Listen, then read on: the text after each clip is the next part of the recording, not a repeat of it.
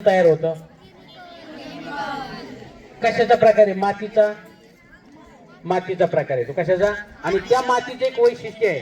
हे कोणतं वैशिष्ट्य? दिसायला पांढरी असते नाही, मग मन स्वतःच नाहीस करते आणि ठिसूळ बनते पुन्हा. आणि ते शेतकऱ्याचं दैवत आहे. आता पहिला मोड जो आहे तो त्यांनी खोललेला आहे, सगळं आपल्याला प्रात्यक्षिक करून दाखवतोय.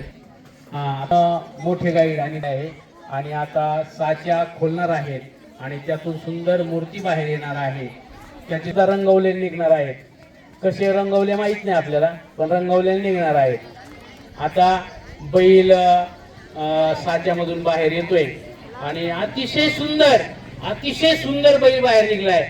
जसं वाटतंय की तो लगेच आपण आता बैल शेतामध्ये त्याचं नांगर वगैरे भरावं. आणि अतिशय सुंदर बैल या ठिकाणी निघलेला आहे.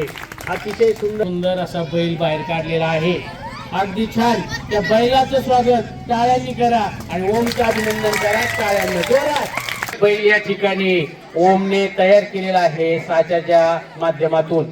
तर हा बैल अतिशय सुंदर आणि फिनिशिंग वगैरे त्याची जबरदस्त आहे. आकार सुद्धा सुंदर आहे. या साच्यातून त्यानं प्लॅस्टर ऑफ पॅरिस कलेची किंमत करता येत नाही. काय होतं जरा अतिशय सुंदर काम केलंय. हात वर करून अरे वा छान. अतिशय सुंदर या ठिकाणी मूर्ती तयार झालेली आहे. आणि त्याचप्रमाणे आता आपण एक दुसरी ही मूर्ती मोकळा केलेताना पाहणार आहोत. लक्ष्मीचं ही स्वागत या ठिकाणी आपण करणार आहोत. अतित्मक आहे, कौशल्यपूर्ण आहे, कुशलतेने तो हे काम करतोय.